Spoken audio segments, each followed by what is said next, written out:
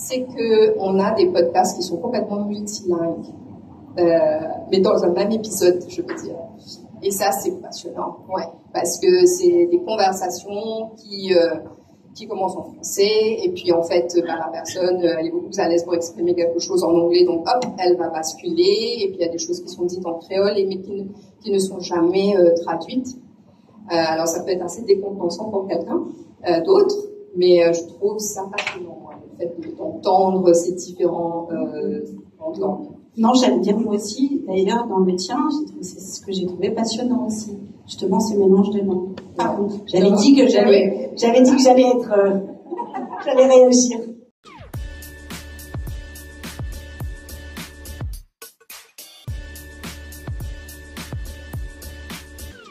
Bonsoir, bienvenue à la 7e édition du Talk Series by Attitude. Un rendez-vous des sujets qui comptent à l'île Maurice comme ailleurs. Donc c'est un rendez-vous qui est d'abord en live, comme ce soir, être devant vous, mais aussi c'est un podcast. C'est un podcast qui vous permet de découvrir ou de redécouvrir les échanges des intervenants. Mais avant toute chose, je vous propose un petit retour en images de la dernière édition.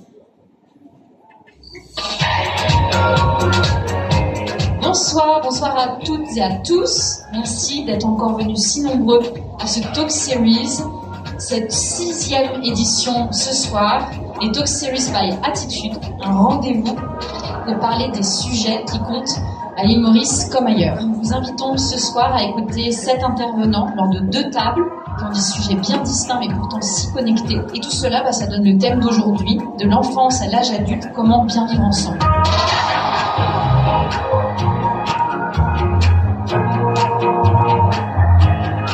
Et le sujet du vivre ensemble permet non seulement de protéger les individus, mais aussi de créer des environnements de travail plus éthiques et performants. Parce que finalement, le harcèlement, ou tout autre comportement à l'encontre d'un bon vivre ensemble, est un sujet qui touche tous les milieux, donc dans les bureaux comme à la maison.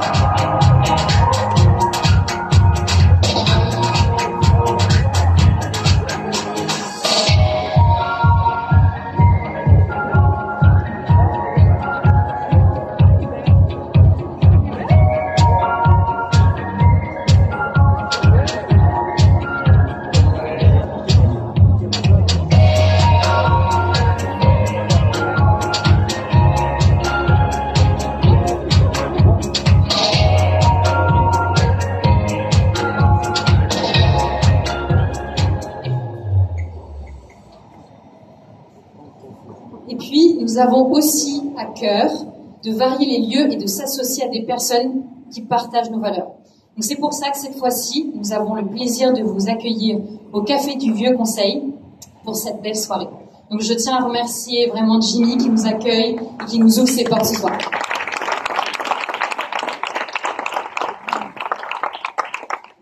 Et donc ce soir, quel est donc le thème de cette 7e édition? Le podcast. Nouveaux médias, comment bien faire entendre sa voix. Et c'est en 2020 que nous décidons de lancer Attitude, notre premier podcast. Et ce projet prend vie à travers la première saison de Île Maurice mon amour. C'est 10 épisodes dans lesquels vous pouvez écouter Maurice raconté par des Mauriciens. Et c'est un succès. Et du coup, nous lançons la saison 2 en 2024 à travers 10 épisodes où nous avons interrogé la diaspora mauricienne. Et puis quand nous lançons les Talk Series, aussi en 2020, qui a dit que les hôteliers avaient chômé en Covid, c'est une évidence, ça sera aussi un podcast. Alors comme nous ne sommes jamais mieux servis que par soi-même, nous venons d'ouvrir au Head Office d'Attitude notre propre studio de podcast. Mais alors, pourquoi le podcast ? Parce qu'on est convaincus, comme nos invités que vous découvrirez ce soir, que le podcast est un média prometteur. Donc il permet de raconter des histoires, d'approfondir des sujets complexes et de sensibiliser sur des causes engagées. Et ce format permet aussi une connexion plus intime et directe avec son public. Donc voici quelques chiffres, juste pour mettre un peu de contexte. Ça vient de la médiamétrie, donc c'est des chiffres en France qui viennent de septembre 2024. 16 millions de personnes qui écoutent des podcasts chaque mois, 7 heures d'écoute en moyenne par mois, par utilisateur, et 65% des consommateurs sont plus enclins à acheter un produit après l'avoir découvert via un podcast. Donc tout de même. Et aussi, nous sommes convaincus de l'importance du témoignage. Parce que le témoignage, c'est un pouvoir libérateur. Ça permet de briser les tabous. Ça crée des liens de solidarité. Ça crée des vraies communautés. Aujourd'hui, les entreprises et les marques, quant à elles adoptent ce podcast comme média et elles investissent massivement pour véhiculer leurs valeurs, renforcer leurs relations, que ce soit avec leurs clients, mais aussi avec leurs employés. On peut citer l'exemple du groupe hôtelier Accor, qui a créé le podcast Local Voices, le Global Stories, et qui viennent valoriser leurs employés et leur impact local. Et à la veille de la Journée internationale des droits des femmes, nous sommes particulièrement touchés de donner la parole à des voix féminines qui ont choisi le podcast pour porter leur militantisme, libérer la prise de parole et démocratiser des sujets féminins qui sont bien trop souvent tabous. Alors voilà, ce soir, on a décidé de se renouveler, un tout autre format de Talk Series pour les habitués qui sont déjà venus. C'est un nouveau format, c'est-à-dire c'est un écran, des questions, 10 minutes par question, pas une de plus. Et c'est à nos brillantes invitées de faire le show. Voilà. Pour information, il y aura une petite pause de 15 minutes entre deux tours de questions. Voilà. Bon talk à toutes et à tous.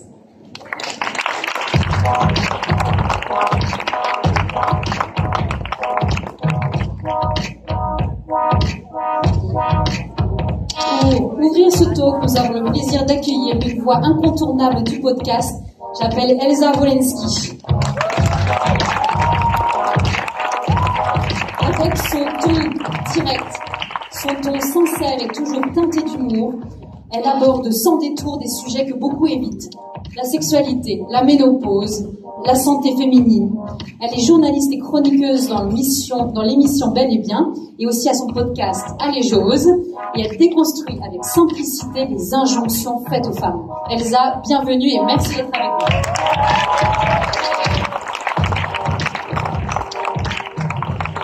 Notre deuxième invitée est une passionnée de littérature et de transmission. Après des études de lettres et une carrière dans l'édition et la librairie, Christelle de Spéville est aujourd'hui professeure documentaliste à l'École du Nord. Elle s'est d'abord illustrée à la radio avec la pluie et le beau temps, avant de co-créer Canne à sucre et préjugés, un podcast qui explore les tabous de la société mauricienne. Christelle, nous sommes ravis de te recevoir.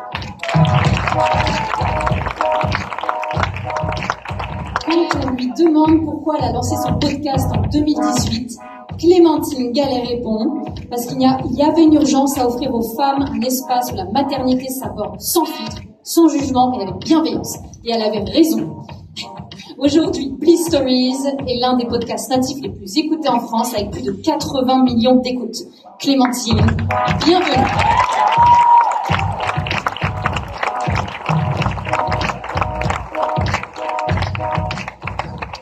Comprendre pour mieux raconter, pour mieux transmettre. C'est le credo de Shakti Kalikan. Elle met sa créativité au service du patrimoine et des récits de l'île Maurice, que ce soit à travers l'Époque Studio, le podcast Femmes Palabres ou encore Canne à sucre et préjugés. Son approche prouve qu'il ne s'agit pas de parler plus fort que les autres, mais de parler autrement. Shakti, c'est un plaisir de t'accueillir aujourd'hui.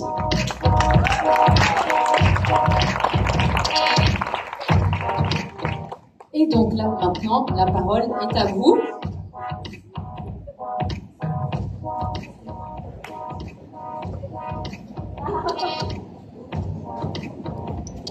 Bonsoir. On est ravis d'être ici. Hein? Ah, ça marche pas. On est trop heureuse d'être ici, sur votre île. Enfin, je parle pour la... Là, on entend. Ah oui. Bonsoir. Ma question a disparu. Alors, c'est moi qui vais ouvrir le bal. Donc, Shakti, ça c'est moi. En tant que fondatrice d'une société de production, peux-tu nous dresser le portrait du paysage du podcast à Maurice et quelle évolution et quel avenir? Je pense que ça pourrait être un sujet de thèse, mais je vais... Vous avez 2 heures. Ah. Il paraît qu'il y a un chrono quelque part, mais je ne le vois pas. Ah oui, ok. Déjà, merci en tout cas de m'avoir invité. Et je suis très contente d'être là et de rencontrer nous aussi ces podcasteuses que j'ai écoutées avec attention, surtout si la ménopause, ça m'intéresse beaucoup. Alors, oui, c'est vrai. Donc, j'ai fondé une société de production de contenu culturel qui s'appelle l'Époque Studio et qui fait plusieurs types d'éditions, des livres, du podcast, de la recherche, de l'expérimentation dans toutes sortes de sujets. Et le podcast, en fait, ce qui m'intéressait, alors je ne sais pas si on peut parler du paysage du podcast à Maurice, parce qu'on a plus qu'un paysage, je pensais des petites touches. Un petit arbre par-ci, une petite colline par-là. Je ne sais pas si ça fait encore un paysage, mais en tout cas, c'est comme un tableau qui est en train de se créer au fur et à mesure. C'est vrai qu'à Maurice, on est un peuple de radio. On écoute beaucoup la radio. Quand vous allez marcher, je ne sais pas, vous aurez l'occasion de vous promener dans la rue, vous verrez que dans les magasins, dans les boutiques, dans tous les quartiers, vous entendez toujours une radio. Et je regardais les statistiques là avant de venir, il y a apparemment 62% des auditeurs sont des auditrices, donc c'est intéressant de savoir ça. Et je vois beaucoup d'auditrices dans cette salle ce soir, donc welcome. Mais c'est vrai que le relais entre la radio et le podcast ne s'est pas encore fait, est en train de se faire. Donc c'est vrai que les radios locales, elles ont des émissions en replay.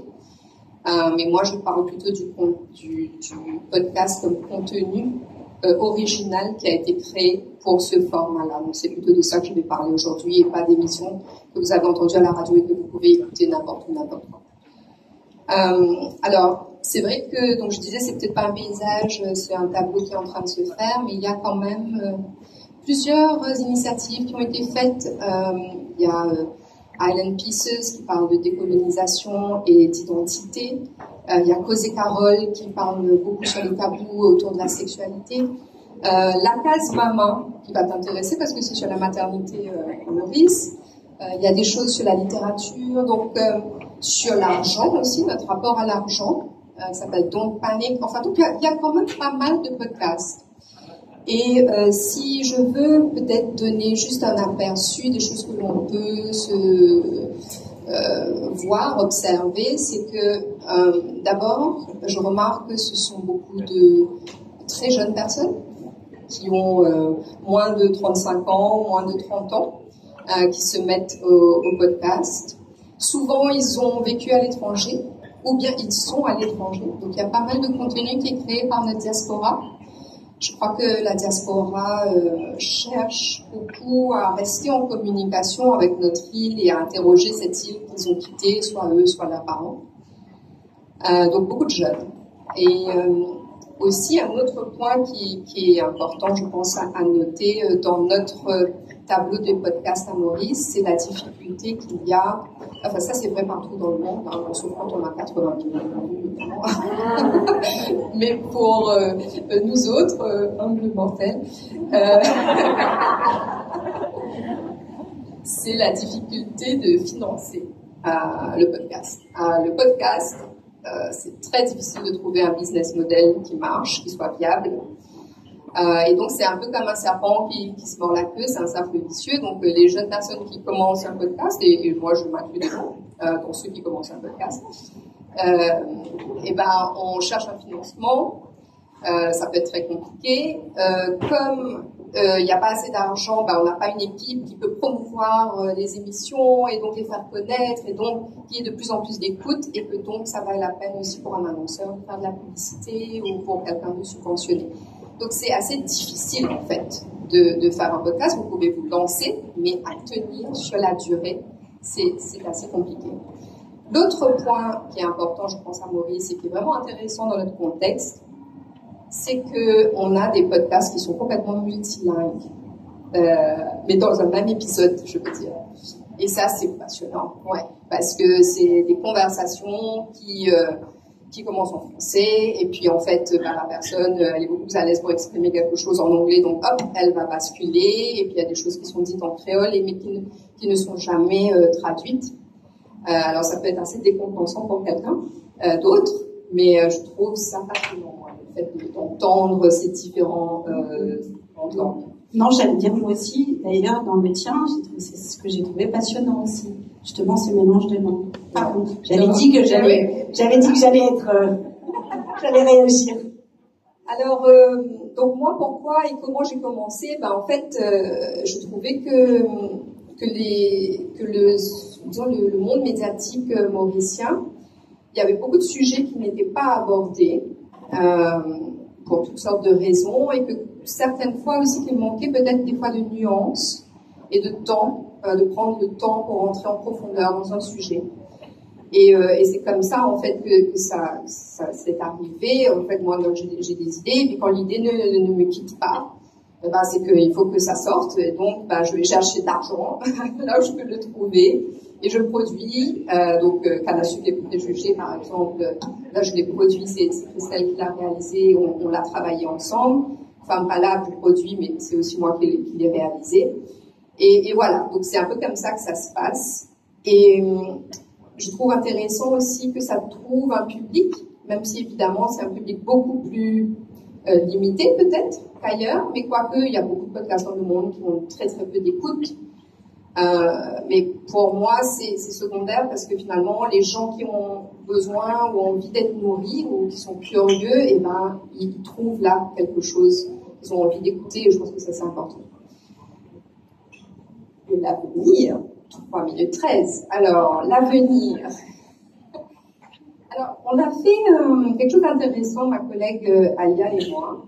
On a appelé sur nos réseaux sociaux, on a dit aux gens, si vous avez une idée de podcast, mais que vous ne savez pas comment faire, venez nous voir.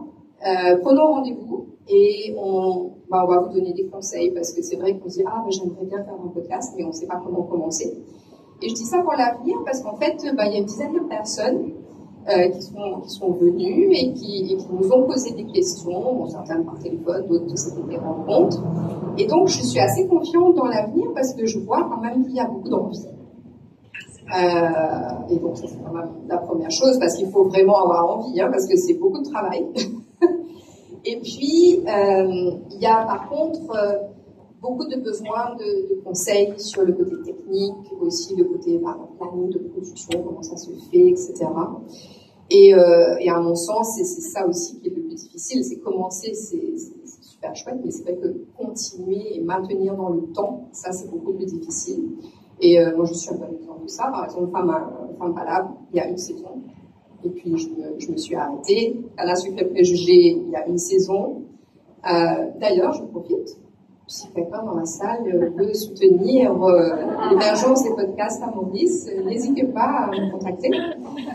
Parce que vraiment, je trouve que ce format-là est une plateforme vraiment fantastique à Maurice pour faire émerger des nouveaux récits, nouvelles façons de parler de nous, de nos envies, de nos questions, de ce qui nous freine aussi en tant que société ou même en tant qu'individu, pour parler de nos passions aussi, tout simplement, des choses qui nous animent, et puis pour trouver sa tribu, parce que finalement, autour d'un podcast, il y a vraiment une tribu, une communauté de personnes qui se crée, et c'est vrai que c'est une avenue encore qui peut exploiter, mais je pense qu'elle est dynamique et qu'il y a encore plein de choses à faire. Donc voilà.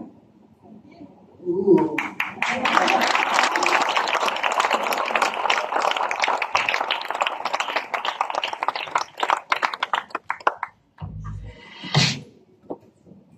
Alors, je vais lire la question. Clémentine, tu viens du milieu de l'audiovisuel. Qu'est-ce qui t'a attiré vers le format podcast plutôt qu'une chaîne YouTube ou un autre média?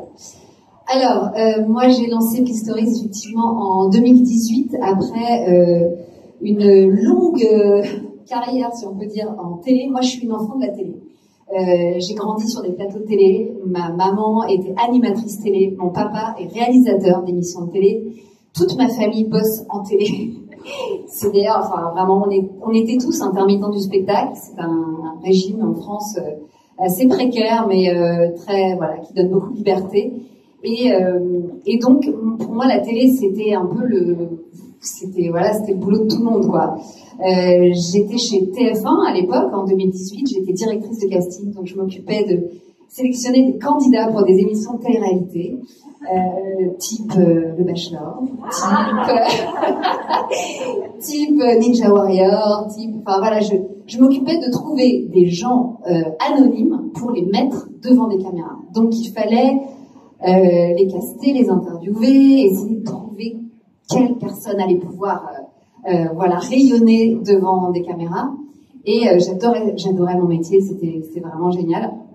Mais j'en avais fait un peu le tour. Ça faisait 7 ans que j'étais chez TF1 et que je m'éclatais, mais je me disais, est-ce que je lancerais pas un projet perso, un truc vraiment en marge de mon travail qui ferait un peu plus sens. Et donc, refaire de l'image, ça ne m'intéressait pas. Et à l'époque, j'écoutais beaucoup de podcasts anglophones, notamment parce qu'en 2018, en France, c'était pas encore du tout l'explosion de la bulle podcast. Et donc, je me suis dit, tiens, c'est un média nouveau, différent, et surtout, c'est un média où on peut creuser, où on peut passer du temps avec les gens.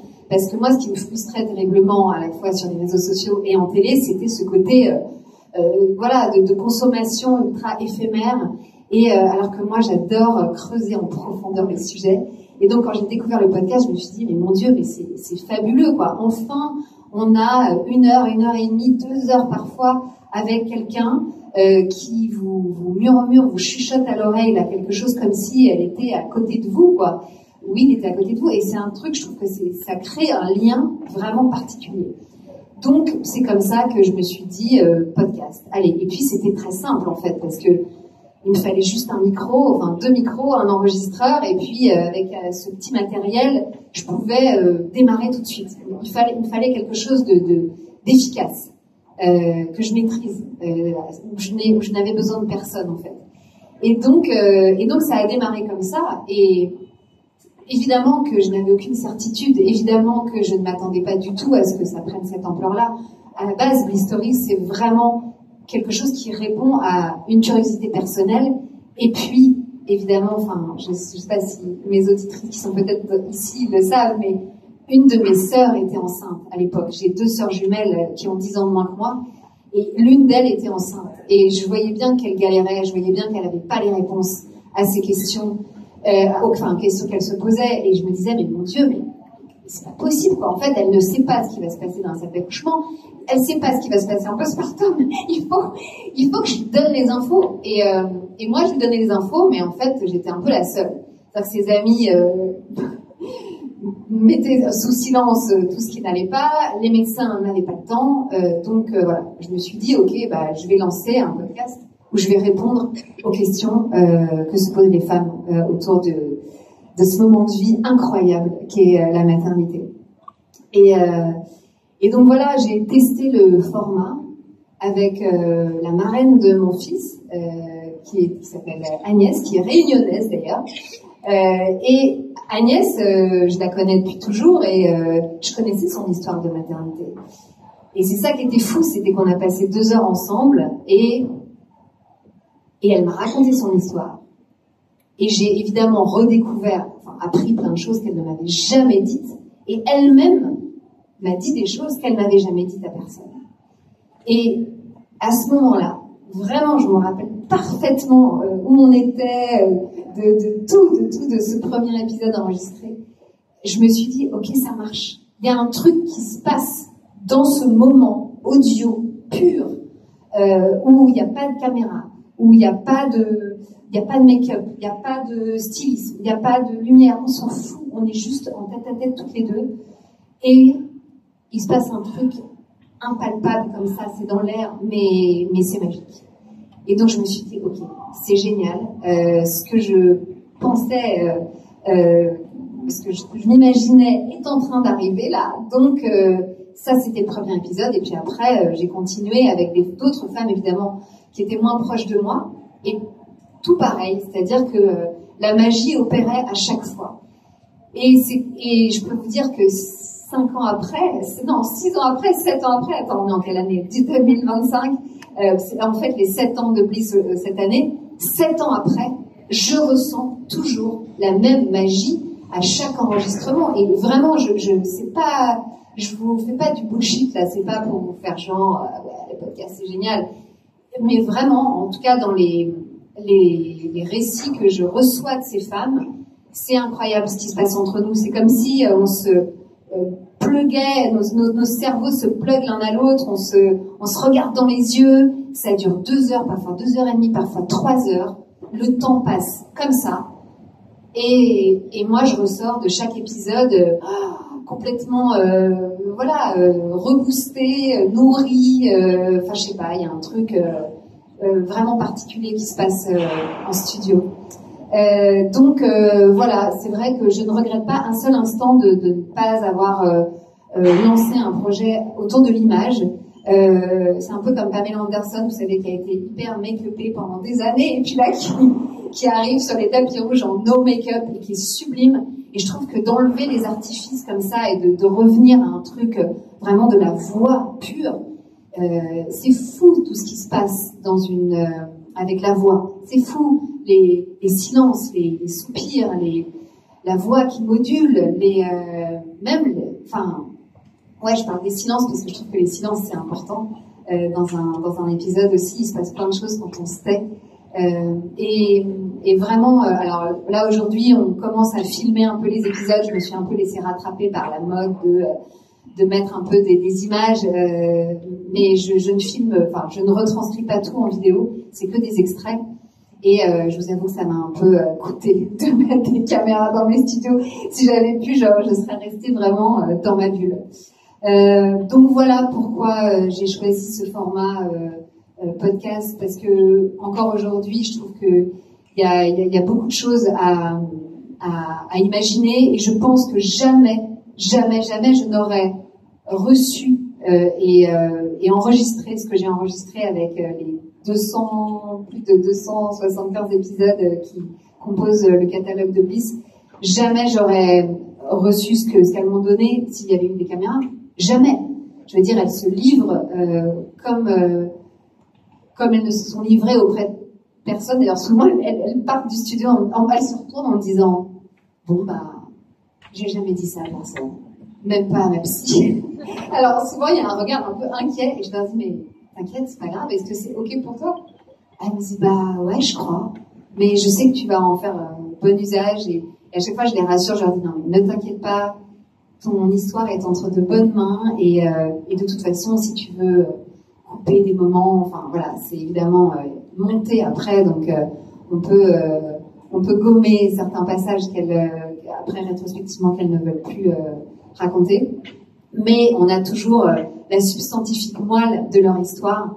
Et voilà, moi je ne m'en lasse pas. Je trouve que c'est un média magique qui gagnerait à beaucoup plus exploser. Aujourd'hui, la situation en France est un peu particulière. En fait, tous les podcasts natifs dont je fais partie sont en train d'être rachetés par des gros studios qui eux-mêmes font pas toujours, je trouve, les choses de la meilleure des façons. Moi, j'ai la chance d'avoir pu garder ma liberté. Je suis en autonomie totale et en liberté éditoriale et financière totale. C'est pas facile. On se bat tous les jours avec mon équipe. J'ai une équipe formidable d'une 15aine de personnes aujourd'hui pour garder cette indépendance qui est précieuse et qui pour moi est vraiment centrale, en tout cas dans la façon dont j'ai imaginé ce métier qui à la base n'était pas censé être un métier, mais vous voyez comme quoi la vie est pleine de surprises et on peut réinventer sa vie l'année de ses 40 ans et vivre de nouvelles vies professionnelles à chaque étape de nos vies de femmes. Donc vraiment je vous encourage. Oui, mais il me reste 18 secondes, donc je vais les utiliser pour vous encourager à lancer vos projets, à croire en vos convictions et voilà, à jamais rien lâcher. Voilà.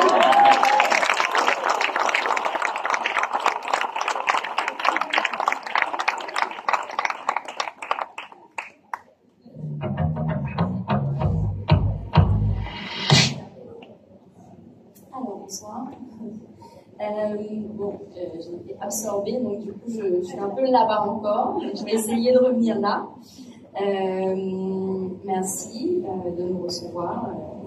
Voilà, Attitude, le Café du Vieux Conseil. Donc, la question. Christelle, dans Canne à sucre et préjugés, tu abordes des thématiques sensibles de la société mauricienne, comme le multiculturalisme et le métissage. Quels défis as-tu rencontrés en traitant de ces sujets? Et comment le format podcast a-t-il aidé à les surmonter? Alors,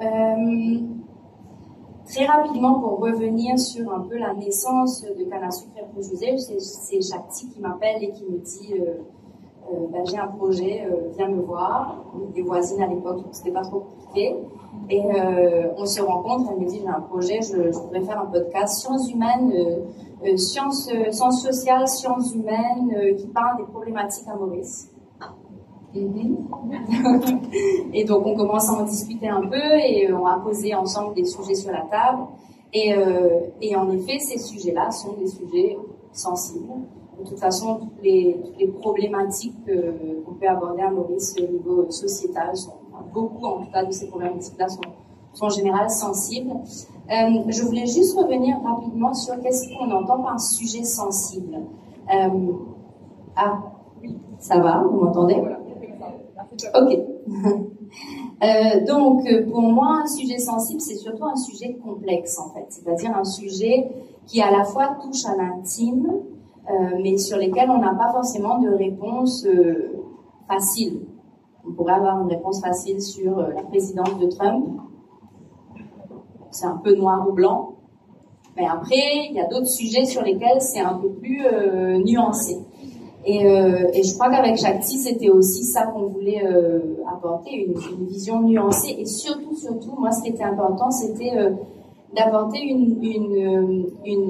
un regard un peu scientifique, en fait, qui n'est pas forcément simple à Maurice. Donc, dans ce sujet sensible, pour moi, c'était déjà un truc qui touche à quelque chose qui est intime pour nous, pour chacun d'entre nous. Donc, quand on aborde, par exemple, le métissage ou le multiculturalisme à Maurice, ou l'esclavage, c'est des sujets qui réveillent des choses en nous, qui peuvent réveiller un peu le volcan aussi, qui peuvent être un peu, parfois, dangereuses de mettre sur la table, presque. Et d'autant plus dangereuses qu'en fonction de là où on se positionne, et de la manière dont on va aborder le sujet, ça va avoir des impacts différents. Donc moi, pour être clair, je suis une blanche mauricienne, donc quand j'aborde la question de l'esclavage, je ne peux pas être neutre en fait. Donc ça m'a paru tout de suite assez essentiel, déjà dans les échanges avec Shakti, de dire il faut que je parle de quel endroit je me positionne moi quand je m'exprime. Je ne peux pas faire l'impasse dessus. Je ne peux pas juste interroger un universitaire et dire « Ok, moi je vais parler d'esclavage, mais voilà, comme ça, neutre. » Non, je ne suis pas neutre en fait. J'ai ma propre expérience en tant que mauricienne et je ne peux pas faire l'impasse dessus. Et je voyais aussi clairement les critiques venir derrière de qui tu es pour en parler. Critiques légitimes aussi.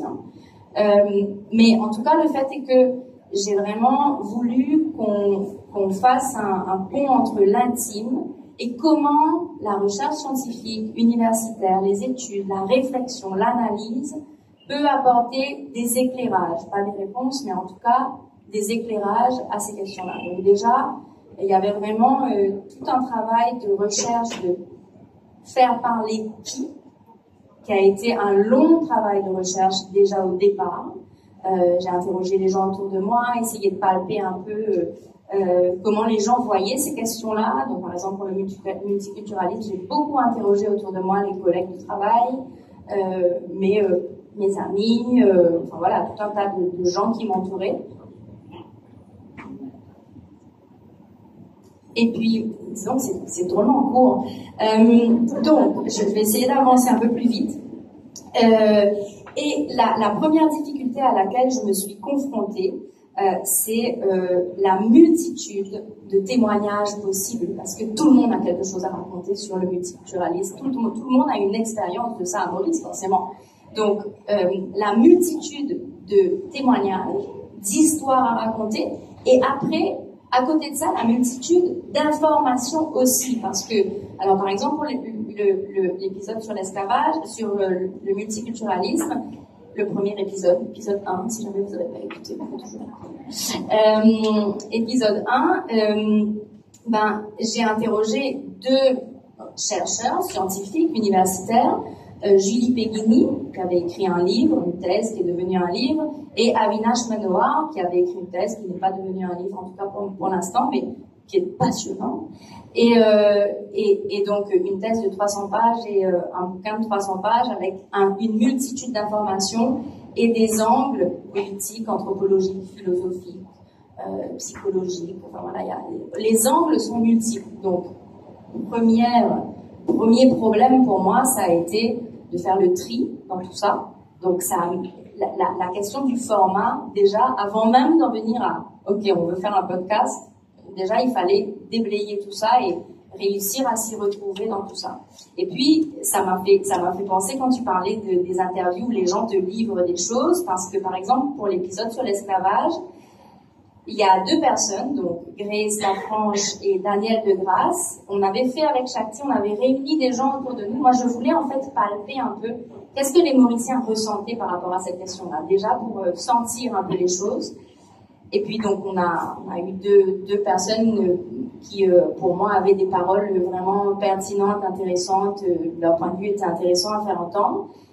Et c'est de là une jeune, une un peu plus âgée. Enfin voilà, on a sélectionné comme ça. Et je les ai reçus dans ma chambre à coucher, chez moi, un petit micro, une chaise, mon lit à côté. Donc, dans un contexte très, très intime, dans mon contexte très intime. Et en effet, elles m'ont livré des choses. Alors, vous entendez dans le podcast 1/1000 de ce qu'elles m'ont vraiment dit, en fait. Et du coup, pareil, avec une interview de 2 heures, quoi faire, en fait.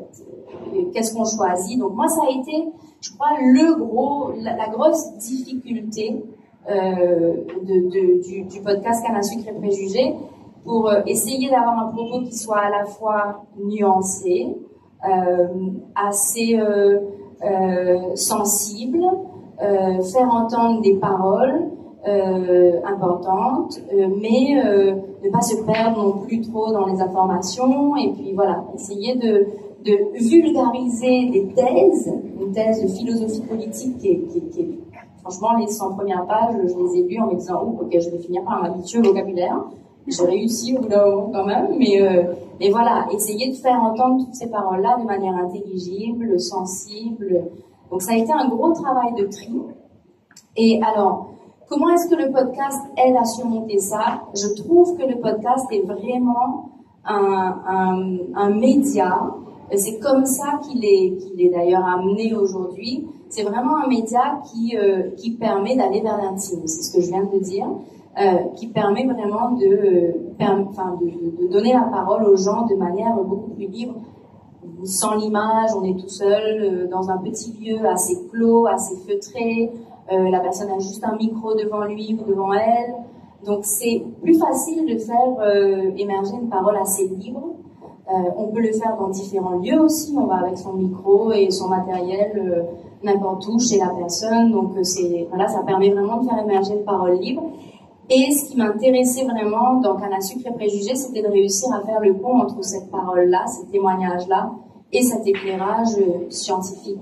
Et je trouvais que c'était assez intéressant comme format. Et puis la voix, quand on entend la voix de quelqu'un, ça donne autre chose. C'est comme au théâtre, les silences, les moments un peu de suspension comme ça, qui a été d'ailleurs un vrai challenge pour nous, parce que Shakti va s'en souvenir, mais avec le monteur, au début, lui, il faisait principalement des publicités. Donc, je vais réussir à vous dire son nom, je le connais très bien, c'est jusque là dans le flow. Shakti. S'il est là, il va être hyper vexé parce qu'on a bossé ensemble pendant 1 an et demi. Super monteur, hein. Je vais y arriver. Silvano Alcide, si tu es là, merci.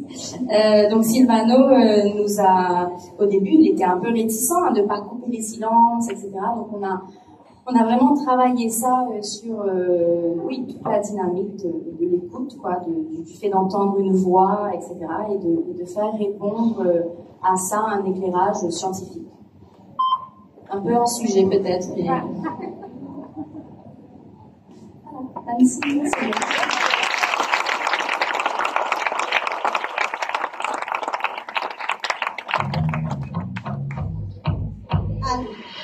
Alors, est-ce que ça va? Ah, moi j'avais une question, après je pose ma question, je promets, mais j'avais déjà une question. Est-ce qu'il y a des personnes dans la salle qui ont envie de faire des podcasts, qui ont envie de créer des podcasts? Ah bah voilà, montrez-vous, c'est super, ah, c'est génial. Bon, vous nous poserez toutes les questions après. Alors, en tant qu'entrepreneur, j'ai envie de dire en tant qu'entrepreneuse, ressens-tu que ce format te permet d'exprimer ta vision et de porter ta voix de manière plus authentique et indépendante? Il y a pas longtemps, j'ai participé à en regardant cette question, ça m'a fait penser à un truc auquel j'avais participé où il y avait des jeunes entrepreneuses, beaucoup plus jeunes que moi. Moi, j'ai 51 ans et je reste toujours à l'affût de filles qui créent. Et il y avait une femme, une jeune fille, qui s'appelle Eva Sadoun, qui a 34 ans, qui est une brillante économiste et qui a sorti un podcast qui s'appelle Loin des yeux, loin du Caire. Et elle dit, j'ai noté, figurez-vous, alors je vais vous dire un truc, c'est la première fois que j'ai des notes de toute ma vie. Quand je fais de la télé, quand je fais n'importe quoi, j'ai jamais de notes, c'est la première fois que j'ai noté des trucs. Et Eva Sadoun, elle dit, il est essentiel d'incarner réellement, en tant que femme, nos projets, comme on les ressent réellement. Et c'est vraiment ça que je voulais vous dire, c'est que pour les femmes qui ont envie de se lancer, ou les hommes qui ont envie de se lancer, vraiment, moi, c'est vrai que ce média du podcast, c'est une manière de porter notre voix, mais pas ma voix, c'est notre voix. Et c'était ça pour moi. Alors oui, j'ai un autre truc à vous dire, c'est que je me la pète pas. C'est juste, je vous vois pas si j'ai pas mes lunettes. Déjà. Mais c'est vrai que c'est très important dans tous les podcasts, je crois, qu'on a créés, les femmes qui sont là sur scène, c'est que on essaye de faire des choses qui nous ressemblent et qui sont importantes pour nous, mais dans l'idée de la transmission, dans l'idée de qu'est-ce qu'on va bien pouvoir laisser, qu'est-ce qu'on veut changer dans ce monde qui ne nous convient pas, et qu'est-ce qu'on a envie de faire en fait. Je vais essayer de pas, je me remets sur ma question pour pas digresser. Effectivement, moi, je fais de la télé et je raconte ma vie sur les réseaux sociaux. Donc c'est vrai que faire un podcast, c'était être sans image. Et moi, j'en avais marre de l'image. J'avais plus envie de me montrer. Et je me suis rendu compte aussi, et je te rejoins sur ce que tu racontais, c'est que quand on fait un podcast sans image, on n'entend que la voix. Donc on n'est pas, tout d'un coup, il n'y a pas de communication non verbale qu'on peut avoir quand on regarde des gens, comme moi je regarde par exemple un podcast avec des images, où tout d'un coup tu te dis, alors que la fille est en train de dire un truc hyper intéressant, ou le mec, tout d'un coup tu te dis, putain, il est pas mal son pull en fait. Là, quand t'as que la voix, tu te dis pas des trucs pareils, juste écoute. Et t'es bercé par l'autre, t'es bercé par son engagement, t'es bercé par son intimité. Donc oui, c'est créer ce podcast pour moi, il a un peu changé ma vie. J'étais pas du tout habituée. J'étais plutôt habituée à être la fille un peu rigolote et engagée, qui lève le poing et qui parle un peu la plus fort dans tous les lieux, dans tous les médias qu'elle peut avoir. Et là, tout d'un coup, c'était de me mettre un peu en retrait et de faire entendre la voix de ces femmes. Alors moi, mon sujet c'était la ménopause, puisque elle m'est tombée dessus un peu comme du sucre sur un donut, hein, on va dire. Donc j'étais pas du tout prête à ça. Pas du tout quand on m'a dit mais vous n'aurez plus de bébé. Ah bon? Mais comment ça? Mais c'est déjà, c'est si tôt? Mais c'est pas possible. Donc voilà, donc c'est vrai que tout d'un coup j'ai pris mon sujet à bras le corps en me disant, en me rendant compte, mais je vous en parlerai après avec la deuxième question, en me rendant compte que c'était un sujet qui était dont personne n'osait parler, qui était un sujet très tabou. Donc c'est vrai que effectivement, faire entendre sa voix c'est très important. Si vous voulez créer des podcasts, il faut vraiment ne pas se laisser prendre par qu'est-ce que je peux dire pour que ça marche. Qu'est-ce que je peux faire, ou se laisser prendre par les voies du marketing ou un truc, c'est qu'est-ce que j'ai dans les tripes, qu'est-ce que je ressens vraiment, qu'est-ce que je veux faire passer comme message. Et même si vous prenez une première porte, c'est pas grave. Mais même si vous prenez une deuxième porte, c'est pas grave, c'est la vie. La vie, elle est faite de portes, elle est faite d'échecs. Moi, j'en ai eu plein des échecs et des portes, je m'en suis prise plein. Et tout d'un coup, à un moment, il y a un truc qui s'ouvre et qui est magique. Et tout d'un coup, on se rend compte que parce qu'on parle avec son cœur, parce qu'on parle avec ce qu'on a de plus pur en soi et qui est l'engagement, ou si vous n'êtes pas engagé, on ne peut pas tous être engagés, c'est difficile de s'engager pour des choses. Mais juste, si vous avez un sujet qui vous intéresse à vous, qui vous interpelle et que vous dites, mais moi je veux faire passer ça comme message, juste faire passer un message, c'est tellement important. Je sais qu'Emilie, tu es dans la salle, tu es la prochaine de Clémentine et j'ai vu que tu levais la main pour créer un podcast. Bah oui, ces podcasts-là, en fait, c'est assez magique parce qu'en fait, c'est un média qui ne coûte au départ, il y a juste à acheter une machine et aller voir c'est rien, en fait. Il y a juste à se former un petit peu. Bon, je vous dis ça en même temps, moi, je suis super naze avec le truc. J'ai une fille qui m'aide. Mais c'est vrai que c'est au départ quelque chose qui ne coûte pas cher. Donc, on peut le faire, on peut entreprendre sans avoir peur de se lancer. Après, il y aura d'autres étapes. Après, il y a, est-ce que les gens m'écoutent ou pas? En même temps, si même tu as 5, 10, 15, 20 personnes qui t'écoutent, c'est déjà extraordinaire. C'est déjà des gens qui vont entendre ta voix. C'est quand même ce qu'il y a de plus important au départ. Puis après, bon, il y aura le truc de est-ce que je vais gagner de l'argent ou pas avec. Moi, personnellement, je ne gagne pas d'argent avec mon podcast. Toi, tu gagnes de l'argent avec ton podcast. J'ai bien compris que toi non plus. Voilà, c'est vrai que c'est pas un média avec lequel on gagne de l'argent. Mais c'est un média, quand même, qui intéresse les marques. C'est un média où, même si vous n'avez pas une grosse audience, il y a quand même des marques qui peuvent débarquer parce que tout d'un coup, elles vont être captées ou attirées par votre manière de parler, votre manière de transmettre. Donc ça, c'est... Je regarde le truc parce que j'ai peur de dépasser, mais je pense que voilà, ça c'est important. Est-ce que j'ai répondu à la question ou pas du tout? Je suis complètement... Je peux rajouter juste un truc par rapport à ce que tu dis, Elsa, par rapport au sujet et au trip. C'est que souvent, on se dit, ah non, mais je ne peux pas parler de ça parce que c'est un sujet niche, et donc ça va n'intéresser personne, et ça ne va pas intéresser les marques. Moi, on m'avait quand même dit que c'était un sujet niche, donc grosse blague. Et en plus, je pense qu'aujourd'hui, plus t'es niche, plus justement tu peux intéresser des partenaires, des marques qui n'ont pas de médias sur lesquels dépenser leur budget publicitaire et que ça peut intéresser. Voilà, pardon, c'était juste ma petite... Ah, là, ça marche. Ah ouais. Non, mais tu as tout à fait raison. Moi, je vais vous dire, quand j'ai dit... alors, quand j'étais dans des dîners, qu'on me disait, toi, alors, c'est quoi ton nouveau projet? Et j'ai dit, attendez, je me lève, j'ai chaud.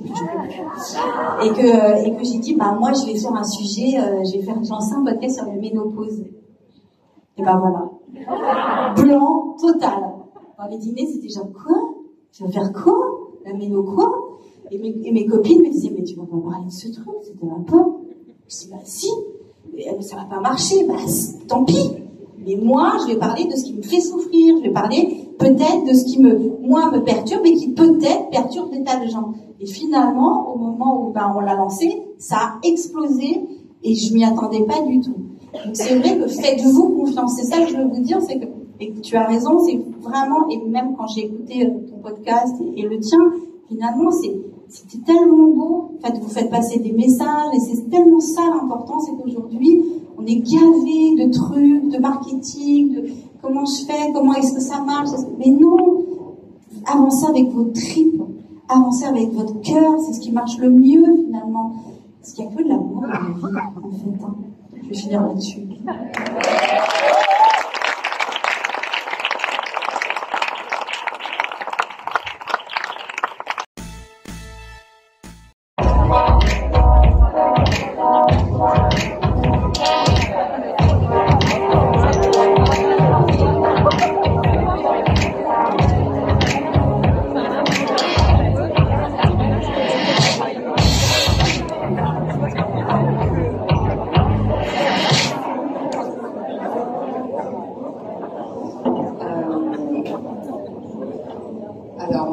À recommencer. Quelle a été ma motivation pour créer Femmes à l'âme? Et dans le contexte culturel mauricien, quelle est l'importance de cette conversation entre femmes? Alors, il y a plein de choses qui ont déjà été dites sur les conversations entre femmes et l'intérêt du podcast, parce qu'effectivement, comme on le voit, comme il n'y a pas d'image, comme là, par exemple, je me force à me tenir droit, je souris, tout ça, au podcast, on n'a pas besoin de faire tout ça. Voilà. Donc, pourquoi j'ai eu envie de réaliser et de produire ce podcast?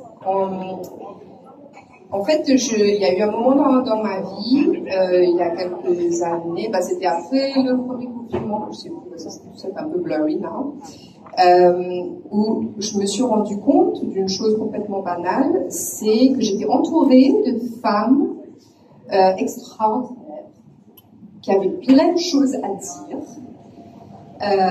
et qui avaient des parcours de vie très intéressants. Pas forcément parce qu'elles font des choses extraordinaires, mais juste par leur vie et le chemin qu'elles ont pris, et qui a pu changer de différentes manières au fil des ans. Et je me suis aussi rendu compte que, en fait, si je regardais dans le monde médiatique local, donc mauricien, on donne très peu la parole aux femmes. Et quand c'est vrai ailleurs aussi, bien sûr, mais et quand on leur donne la parole, en fait, on est dans quelque chose de très normé. Alors vous avez, je schématise, mais disons la une de Business Mag, on fait la une de Business Mag ici, ou elle est comme ça. Ou alors vous avez la femme dans le magazine Essentiel, qui est une femme pour qui est une mère avant tout, qui est soutenue par son mari et qui vit un peu dans un monde un peu rose calamindas comme ça. Et je me suis dit, mais c'est fou parce que moi, en fait, les femmes que je connais, elles ont des doutes, elles ont des choix de vie, elles ont des regrets, etc. Et encore une fois, je trouvais qu'il y avait peu de nuances, qu'il y avait peu d'espace pour donner la parole à des femmes. Moi, j'ai été assez loin dans ça parce que dans Femme Palable, il n'y a pas de montage. C'est en direct, donc ce qu'elle dit, c'est ça. Et c'est autour de mots qu'on choisissait ensemble. Donc, il n'y a même pas, genre, moi qui pose des questions, donc, c'est des mots comme regard, c'est des mots comme ça un peu génériques que l'on peut choisir d'interpréter comme on veut, comme elle voulait. Et le principe, c'était que moi, j'en interviewe une. Voilà, on est en situation où c'est moi qui fais les mots avec elle et elle qui parle. Et après, à son tour, c'est elle qui interviewe une autre personne. Parce que j'aimais bien aussi l'idée qu'elle ait envie de faire découvrir ou qu'elle ait envie de découvrir cette femme. Donc voilà. Et puis alors aussi l'autre chose, c'est que à Maurice, dans notre contexte culturel à nous, ce qui est très intéressant, parce que bien sûr on vit dans une société patriarcale, nous sommes comme partout, mais on a aussi des contextes culturels qui sont très différents dans un même territoire. Et je trouvais hyper intéressant de poser la question à ces femmes de comment elles sont devenues, qui elles étaient à ce moment-là de la conversation, et comment elles avaient pu naviguer aussi ces contextes dans ce qu'on en attendait d'elles, comment elles avaient pu faire ces choix-là tout en étant indépendantes et vouloir d'une vie qui soit la leur. L'autre raison, et pourquoi c'est important pour moi, c'était juste aussi que je suis très curieuse et très intriguée comme ça comment cette personne que je vois devient qui elle est. Et troisième raison aussi qui m'animait, c'est que j'avais plus de 40 ans déjà à l'époque quand j'ai fait ça. Et donc je connais beaucoup de femmes qui ont plus que 40 ans. Et je voyais ces jeunes filles qui ont la vingtaine, mauriciennes, encore une fois, et je me disais, j'aurais bien voulu, moi, quand j'avais 20 ans, pouvoir entendre des parcours de vie qui soient différents. Pouvoir me rendre compte que, non, en fait, tu n'as pas besoin d'une carrière linéaire, tu n'as pas besoin de savoir exactement ce que tu veux faire, ce que tu veux être. Que, souvent, tu as des directions que tu prends ou que tu ne prends pas. Tu as des raccourcis, tu as des impasses. Ces chemins-là, en fait, ne sont pas donnés d'avance. Et quand on voit des femmes qui aujourd'hui, comme ça, justement, la femme business mag ou essentielle, qui est vraiment accomplie, extraordinaire, tout ça, elle n'a pas toujours été ça. Il y a beaucoup de choses derrière qui ne sont pas forcément dites, et je rejoins complètement ce qu'on a dit avant, c'est-à-dire que le silence, et en plus comme il n'y a pas de montage, les silences, les hésitations, les choses comme ça, il y a beaucoup de choses qui sont dites. L'autre dernière raison peut-être que je peux donner, et c'est pour ça que je l'ai appelée Femme Palab. En fait, Femme Palab, c'est une expression locale en créole, qui est complètement sexiste et que je considère une insulte, ça veut dire femme commère.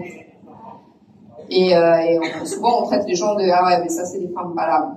Et en fait moi ce qui m'intéressait c'était de faire un pied de nez à ça et de dire bah non justement on est bien plus que ça. Et donc quand on a une conversation, on a des conversations qui sont sensibles, qui prennent le temps, qui vont dans la nuance, encore ce mot-là qui revient. Et voilà, donc c'est aussi pour ça que je voulais juste mettre un pavé dans la main, parce que je peux rien faire ça. Et voilà, et donc voilà l'importance de ces conversations entre femmes. Finalement, quand j'écoute vos podcasts aussi, moi j'adore écouter des conversations entre femmes, et je trouve que ça nous aide, moi ça m'aide, moi j'écoute beaucoup de podcasts en français et en anglais. Et ça m'aide énormément à réfléchir, à me poser des questions. Je ris toute seule dans ma voiture. Souvent, j'écoute des podcasts quand je conduis. Il y a beaucoup d'anglais à Saint-Maurice, donc pas du temps. Et voilà, c'est ça. Et j'adore écouter ça. Et puis on entend la complicité aussi souvent des personnes qui se parlent. Et voilà, donc c'est pour ça que j'ai créé Femme Palab. Voilà, merci.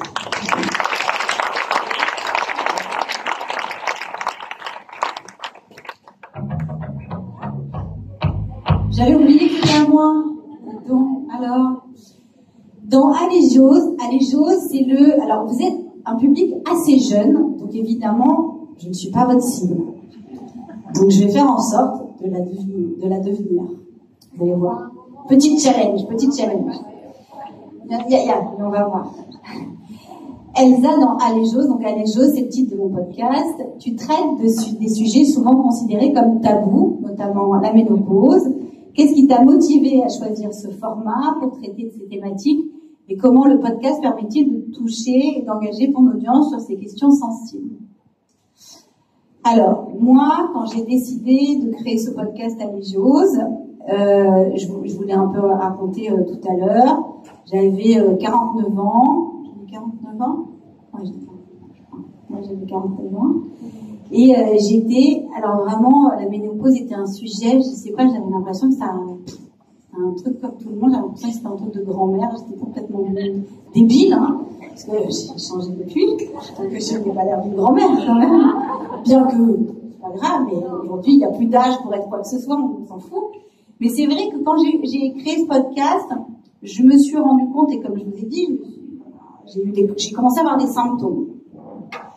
Et alors, j'ai été triste, je pleurais tout le temps, sans savoir pourquoi. J'avais de moins en moins mes règles. Bon, voilà, je vous raconte toute mon intimité. Mais je découvrais une femme que je ne connaissais pas de moi. Et je me disais, mais que m'arrive-t-il en fait? Que se passe-t-il? Et j'ai eu une errance médicale en fait. J'avais pas eu l'idée d'aller voir mon gynéco, j'avais voyé mon médecin, il me dit bah non, vous êtes dépressive, alors que je suis dépressive depuis ma naissance. Franchement, non, ça c'est pas un scoop en même temps. Donc voilà. Et non, définitivement je ne me vois pas, voilà. Et alors, effectivement, ma vue a baissé. Il y avait un truc, je voyais très bien. Et puis tout d'un coup, ma vue baisse. Je me dis bah, je vais aller chez l'ophtalmo. Et là, ah oui, alors ma fille m'a dit que je criais. Je parle parce que si, depuis la ménopause, j'entends moins bien. Ça va me faire très très peur. Et en fait, je vais chez l'ophtalmo, et là, l'ophtalmo me dit, mais vous seriez pas en ménopause? Mais c'est l'ophtalmo. Je dis, bah, monsieur Mimoun, bah enfin, comment vous posez cette question, vous? Et je dis, allez voir votre gynécologue. Alors je me mets à pleurer, donc il me dit là, allez voir votre gynécologue. Alors je vous assure, vous allez voir, à mon avis, vous êtes en ménopause, ma femme, j'ai la mère à la maison, je suis plus.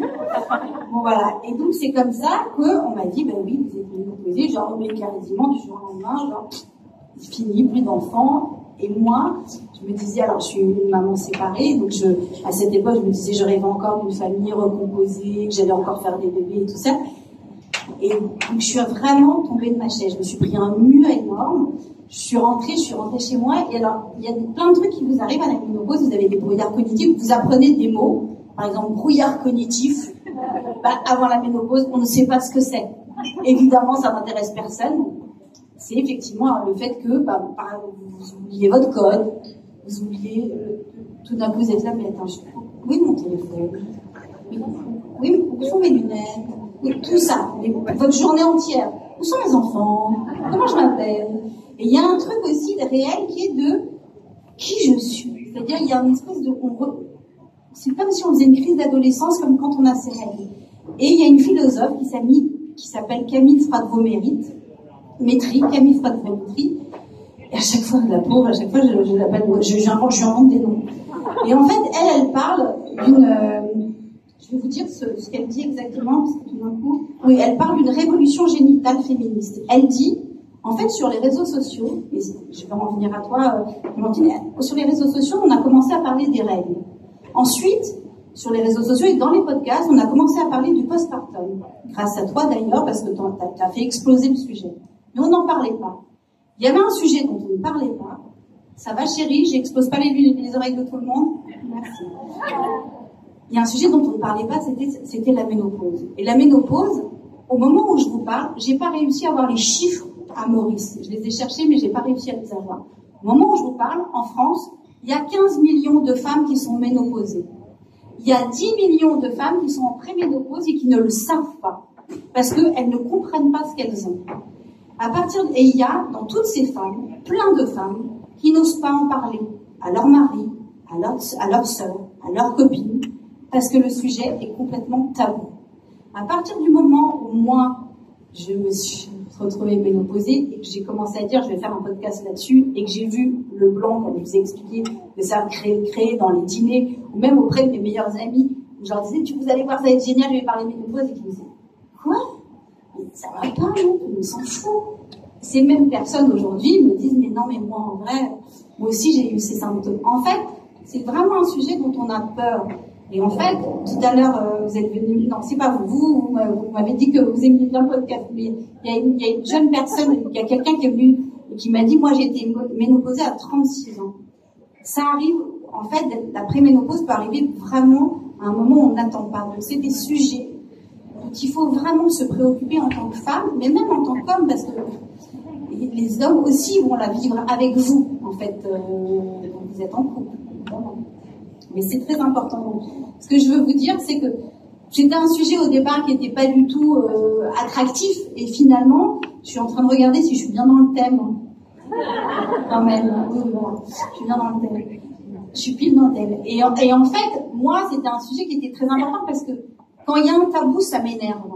En fait, quand je vois une femme, et surtout quand je me suis mise à voir les chiffres, il y a très peu de chiffres en France, il y avait beaucoup de chiffres en Angleterre, il y avait beaucoup d'analyses qui ont été faites aux États-Unis et en Angleterre, et quand je voyais que des femmes, en fait, il y avait un taux énorme, un pourcentage énorme de femmes qui refusaient des postes qu'on leur proposait parce qu'elles se sentaient mal et que tout d'un coup elles se disaient non, je vais pas assurer. Mais elles se le disaient à un moment de leur ménopause. Quand tout d'un coup je me suis rendu compte qu'il y avait des chiffres énormes de femmes très jeunes qui étaient en pré-ménopause et qui savaient pas ce qu'elles avaient et qui quittaient leur métier, on les mettait sous antidépresseurs alors qu'on n'est pas en dépression. Juste on ne sait pas ce qui nous arrive. Donc j'ai fait ce podcast et j'ai demandé à des personnalités importantes, enfin, en tout cas des personnalités connues comme Carla Bruni par exemple, qui elle a dit dans le podcast qu'elle mangeait une fois par jour, que ce n'était pas conseillé, évidemment. On n'écoute pas forcément Carla Bruni tout le temps, voilà. Mais il y a eu d'autres femmes, comme Sophie Fontanelle qui a parlé, en parlant de la ménopause, elle s'est mise à parler du viol qu'elle a vécu très jeune. Donc en fait, la ménopause, c'est juste, ce qui était important, c'est que c'est un moment de vie. Il y a une chose dont on est sûr, tout en tant que femme, Un jour, on a ses règles, et un jour, on les a plus. Donc, il faut absolument qu'il y ait des médias comme le mien, ou comme j'étais pas la première à lancer un sujet sur la ménopause, mais en tout cas, il s'est passé un truc quand moi j'ai lancé ce podcast et que j'ai fait parler des personnalités, c'est que tout d'un coup, en tout cas en France, Le Monde a fait des papiers dessus.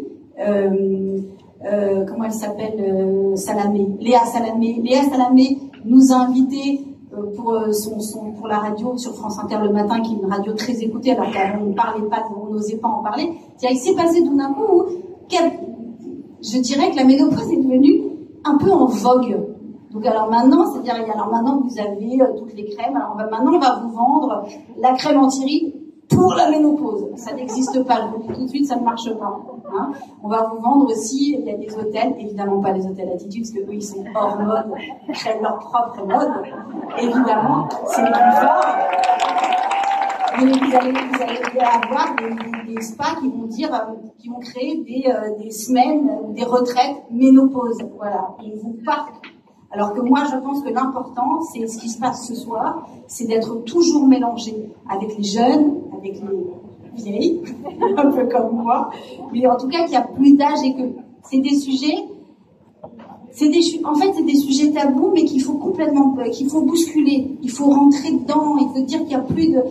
Et surtout, il y a un truc, si jamais vous ressentez comme ça, vous mettez à pleurer, vous ne vous sentez pas bien, que vous savez pas ce que vous commencez à avoir moins vos règles, que vous n'osez pas le dire, parce que ça, il y a tellement de femmes qui n'osent pas en parler à leur mari. Je vous en supplie. Parlez-en à votre mari, à votre amant aussi, parlez-en à votre patron, parlez-en. Parlez-en à votre meilleure amie, à vos sœurs. Et les podcasts, ça sert à ça aussi, c'est parler. On ne fait que ça. C'est faire de nos mots, MAUX, de transcender ces mots, d'en faire des idées, et ces idées deviennent des podcasts. Je finirai comme ça, mais c'est comme ça. Mais par contre, il y a une dernière chose que je voulais vous dire, c'est que, parce que c'est mon créneau, donc, surtout quand vous avez 50 ans, on vous fait croire que c'est la fin, ce n'est pas la fin. Évidemment, ce n'est jamais la fin. Ce n'est que le début. Ne croyez personne qui vous dit, ni vos patrons, qui à partir de 45 ans vont vous dire non, mais là, non. Ce n'est que le début. Ne vous laissez jamais faire. Ok? On est au point.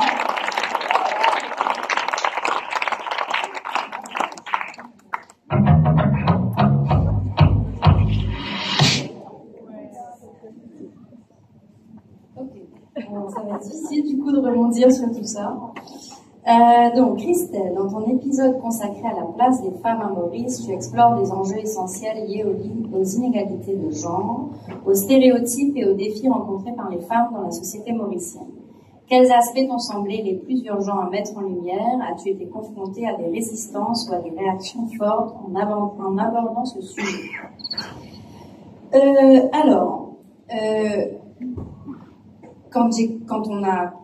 Quand on s'est dit qu'il fallait aussi aborder cette question-là des femmes,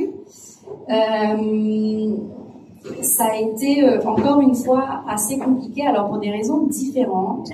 J'ai été très vite confrontée au fait qu'il y avait très peu de paroles de femmes et très peu, encore plus compliqué, de littérature. Quand je dis littérature, donc je parle de littérature scientifique, pas forcément de romans. Il y a plein de romans qui peuvent explorer cette question-là, mais de recherche scientifique mauricienne, ancrée localement. Parce que évidemment que quand on commence à parler des femmes, c'est un problème, comme disait Chati tout à l'heure, la patriarcat, c'est loin d'être une spécificité mauricienne, et les problématiques des femmes dans le monde entier se ressemblent, même si elles sont toutes évidemment spécifiques. Mais donc c'était compliqué pour moi d'aborder ce sujet-là en essayant de trouver vraiment l'angle mauricien. Donc j'ai fait quelques recherches, j'ai essayé d'explorer un peu, et j'ai trouvé alors évidemment des paroles de femmes autour de moi, oui, des amis, la famille, dans le travail, etc. Mais en effet, dans les médias, on entend peu de femmes qui s'expriment. C'est très différent du contexte français, par exemple, dont vous êtes en train de parler, où quand même la parole est beaucoup plus libérée qu'à Maurice. Et ici, la plupart des problématiques qui émergent sont des problématiques beaucoup plus visibles. On ne va pas sur des sujets comme la ménopause ou même la maternité, ça commence à venir, mais voilà. On va parler des violences, on va parler de... Voilà, principalement d'ailleurs, il me semble, parler de la violence qui est faite aux femmes. C'est un des sujets, c'est une des raisons de monter des ONG. Il y en a plein des ONG qui s'occupent de ces problématiques-là, de l'exclusion, de la violence, etc. Donc, la première difficulté, je dirais que c'est que, voilà, c'est pas un sujet spécifiquement mauricien, donc où trouver la spécificité mauricienne, et cette problématique de trouver des ouvrages théoriques, en fait, qui peuvent en parler, parce que, pour Canne à sucre et préjugés, le but, c'était de faire entendre des paroles intimes qui fassent résonance avec un éclairage scientifique.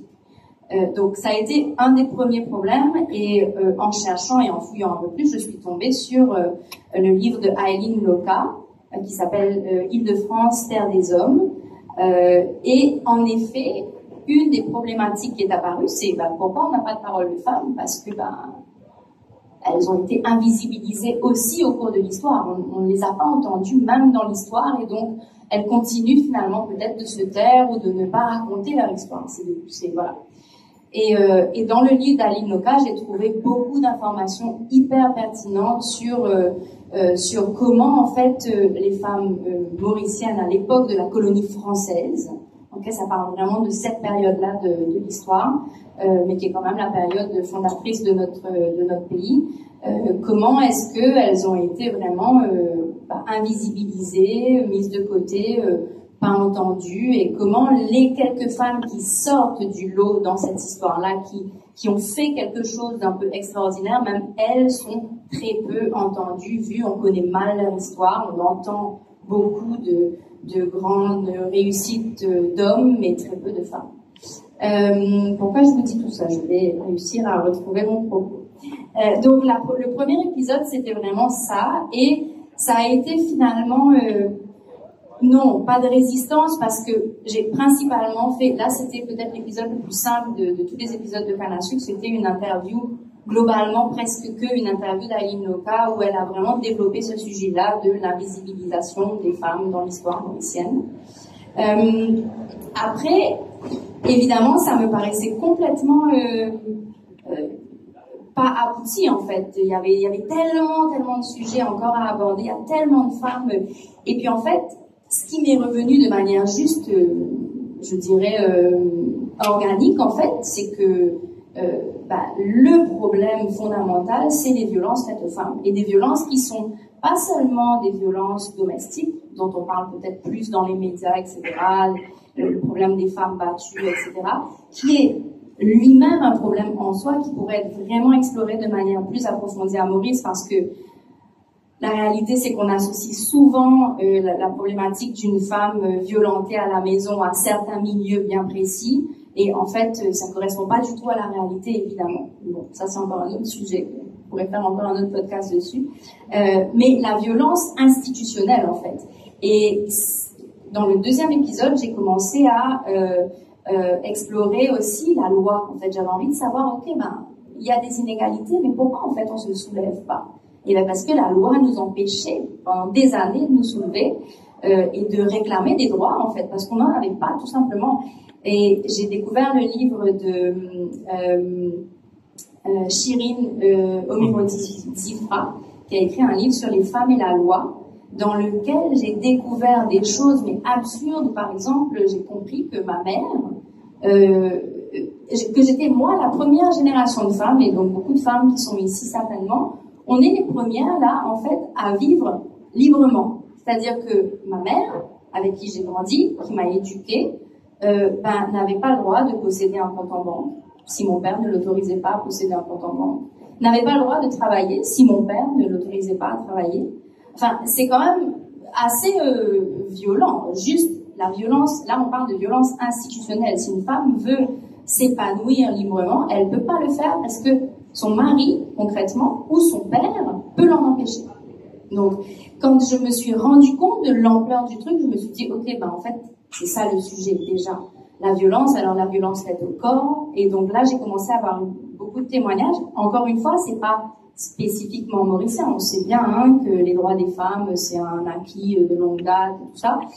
Mais n'empêche qu'à Maurice, il y avait en plus de ça, ajouté à ça, la problématique du fait, la problématique coloniale en fait, le fait qu'on est quand même issu d'un pays qui a été colonisé avec une forme de domination qui n'est pas que patriarcale homme-femme, mais qui est aussi blanc-noir. Voilà, on connaît aussi toutes ces problématiques-là. Donc, et c'est là que j'ai commencé à chercher, et en cherchant, je suis tombée sur Christelle Collet, donc qui est une chercheuse universitaire aussi, et qui a travaillé sur le féminisme intersectionnel, qui pose les bases de l'idée que on n'est pas toutes égales dans ce combat-là. On peut être féministe, mais moi, en tant que féministe blanche, ben, j'ai pas les mêmes, j'ai probablement accès à peut-être des informations, mais aussi à certains privilèges que d'autres femmes n'ont pas.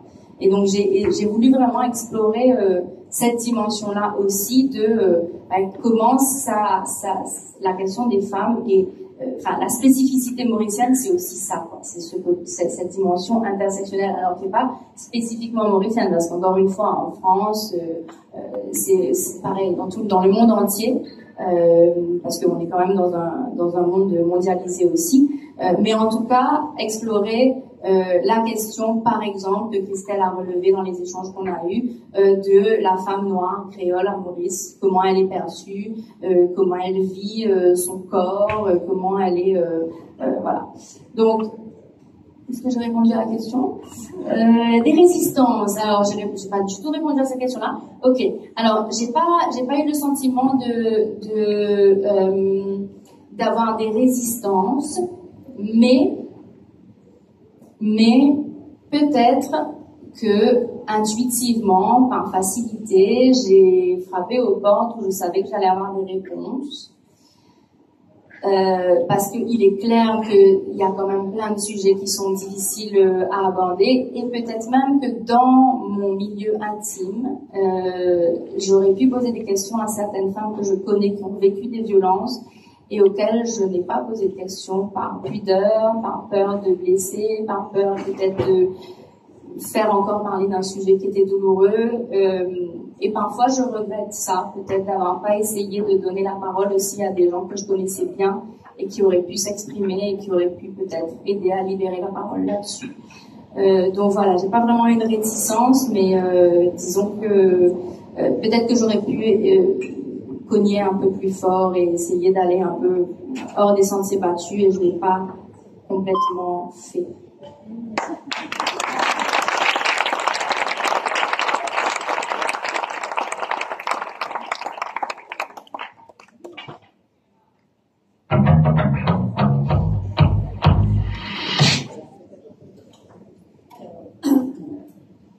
Blistoris raconte des témoignages intimes sur la grossesse et l'accouchement. Qu'est-ce qui t'a inspiré à créer ce podcast? Et comment as-tu réussi à instaurer un climat de confiance permettant aux femmes de se livrer aussi ouvertement? Alors, j'ai déjà un peu répondu à cette question lors de ma première réponse, mais c'est pas grave, je vais vous raconter d'autres choses. Qu'est-ce qui m'a inspiré? Donc, voilà, la désinformation autour de la maternité.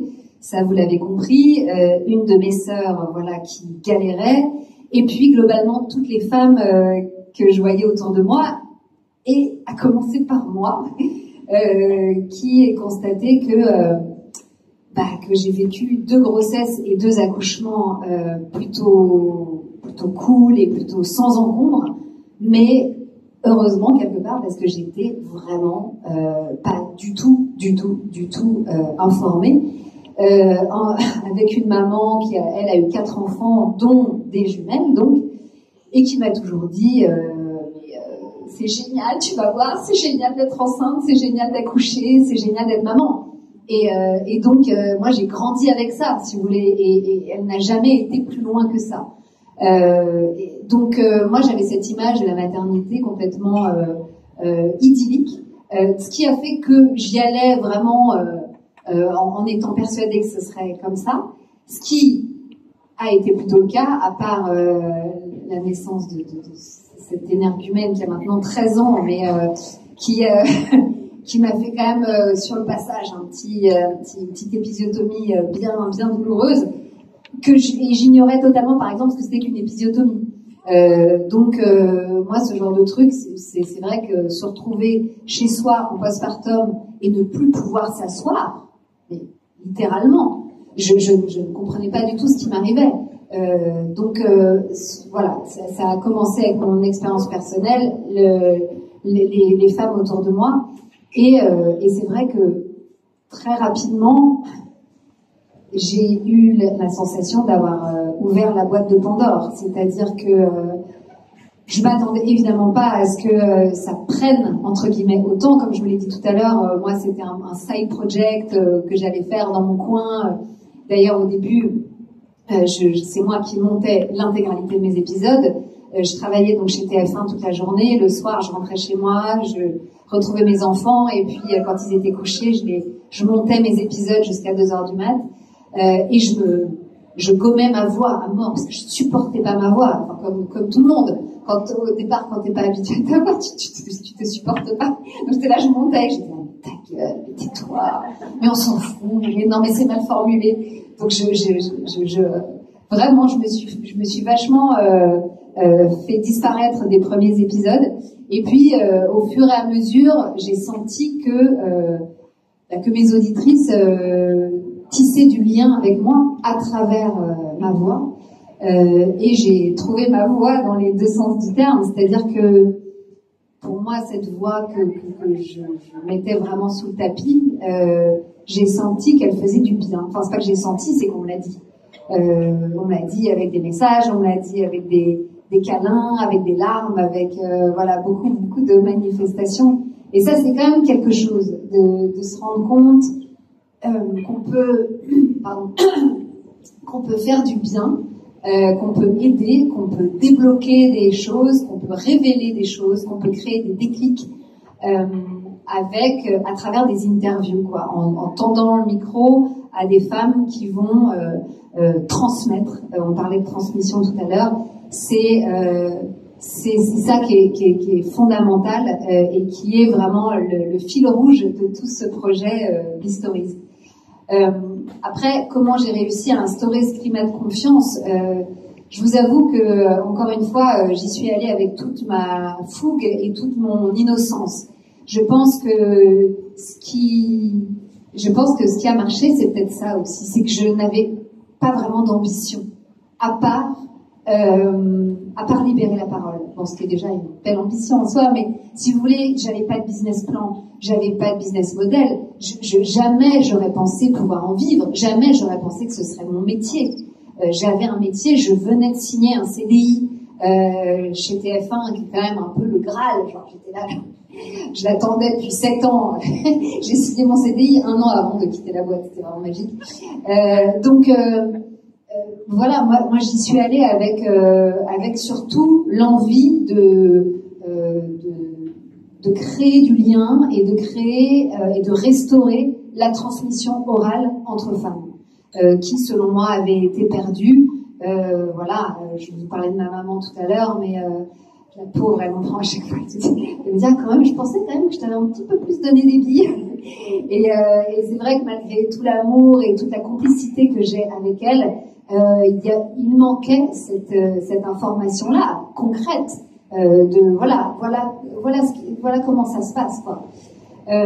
Et donc, moi, je suis arrivée dans ce milieu du podcast. D'abord, il y avait pas grand monde en France qui avait des podcasts natifs. Il y avait beaucoup de radios, de replays de radio, mais il y avait très peu de podcasts natifs. Et il y avait personne sur le sujet de la maternité. Donc, en fait, sans le savoir, j'avais un boulevard devant moi. Et c'est vrai que ce qui a hyper bien fonctionné, et d'ailleurs je vous invite à le faire si vous voulez lancer un podcast, c'est que j'ai lancé un compte Instagram en même temps. C'est-à-dire qu'à J0, j'ai lancé le compte de Bistories qui avait 0 abonnés. Donc il est parti vraiment from scratch. Moi j'avais mon petit compte Instagram avec ma centaine de potes qui me suivaient, mais c'est tout. Et je pense que ce qui a fonctionné aussi, c'est que c'est l'incarnation. Incarner un podcast, ça change la donne, moi je trouve. En tout cas, moi les podcasts que j'écoutais, entre ceux qui étaient en monologue et ceux où il y avait une interaction conversationnelle, j'allais plutôt moi vers le format conversationnel. Parce que on s'attache à la personne, on s'attache à sa façon d'interviewer, on s'attache à sa personnalité, son humour, son ton, sa façon de poser des questions. Donc voilà. Et sur Instagram, c'est un poison. Moi, tous les jours, j'ai envie de jeter mon téléphone tellement je me sens enchaînée à ce compte Instagram que j'alimente énormément. J'ai une équipe aujourd'hui qui m'aide à l'alimenter, à créer du contenu, mais quand même, c'est beaucoup moi qui donne le ton, qui produit le contenu, qui balance mes humeurs, mes coups de gueule, mes combats, voilà. Donc c'est un média qui a le charme et les inconvénients de l'incarnation. C'est-à-dire que aujourd'hui, je me retrouve même un peu bloquée parce que à trop incarner.